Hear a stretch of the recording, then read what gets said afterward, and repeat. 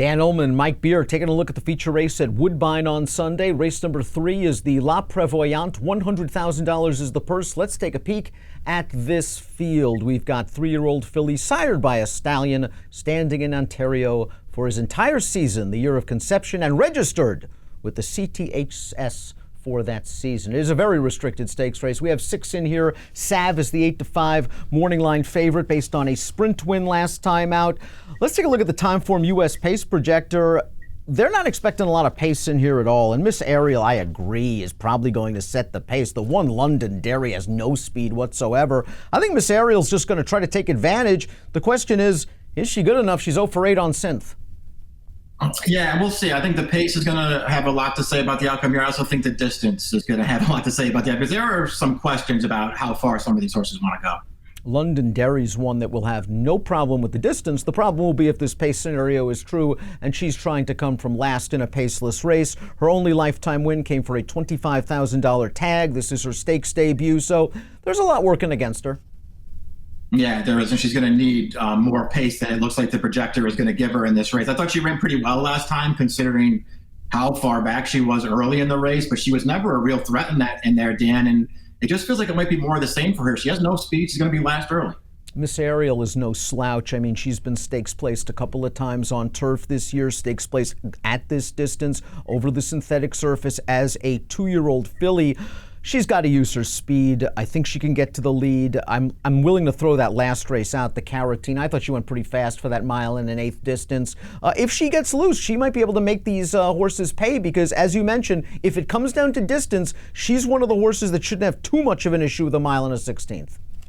Yeah, I kind of agree. I mean, it almost feels like she has really improved, as a matter of fact, since they've stretched her out a little bit and got her more ground to work with. I'm not sure how good she is, and it does sort of feel like her better races are on turf, but it's not like she can't handle this surface. There are things to like about this horse. First time 2 turns for the 3, Golden Vision, daughter of Breeders' Cup Mile winner Court Vision. Thinks she has enough pedigree to get the 1 1/16. My issue with her is that she's just bad out of the gate. She usually spots the field a length or so, and in a paceless kind of race like this, it would really behoove her to get out of the gate and get into good position. Last time out, no match for Sav, but maybe Sav just freaked that day. Yeah, Sav ran a really good race that day. So, maybe that won't happen this time, and it'll give this horse a little bit more of a chance. But it's pretty clear that she has to improve as she stretches out for the first time. Another horse stretching out is the 4, Siuri, for Patrick Husbands. This horse, at least, has a little bit of speed, and she is a stakes winner on the synth, having taken the Lady Angela back in June, going 7 furlongs, went on the lead, and beating Sav that day. 2 out of her last 3 races on turf. The other one, the Duchess Stakes, she just didn't get close to the pace that day. I think she's going to be real close in here, and maybe this pace gets a little hotter if Siuri decides to really push. Yeah, I think they have to almost send her in this race. She's a tough read in here, because I think it's easy enough to give her an excuse for her last 2 races on turf. Maybe she's just not a turf horse.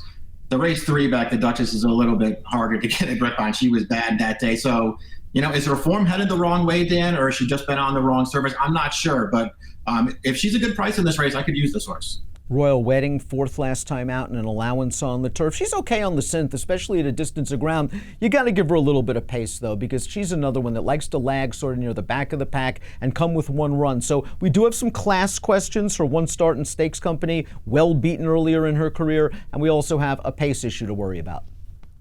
Yeah, we'll see. I thought her race 2 back on synthetic going this distance, she got a really good trip that day. She was not too far away. She made the lead in mid-stretch. To me, she lost without an excuse there. That was a race she probably should have won as the favorite, but she ran pretty well there. Another trip like that, another run like that, gives her a chance in here. Well, the 6 Sav has always been very consistent. She never ran like this before. This is her most recent start. Maybe it was just simply first-time blinkers for these connections, because she broke well. She prompted the pace on the outside. She took over outside of the quarter pole. She has the lead, and she goes on to win it over Golden Vision. 84 Buyer's speed figure. That's a top by a pretty good margin for Sav, and I think Stein's just going to come out running with this filly, try to sit 3rd off the 2 speeds, and maybe try to brush on the far turn. Yeah, the distance and the 2-turn debut here are the big questions for her, but I just basically like her form overall, and I really like her last race. If she can repeat that, she's supposed to be a handful in here.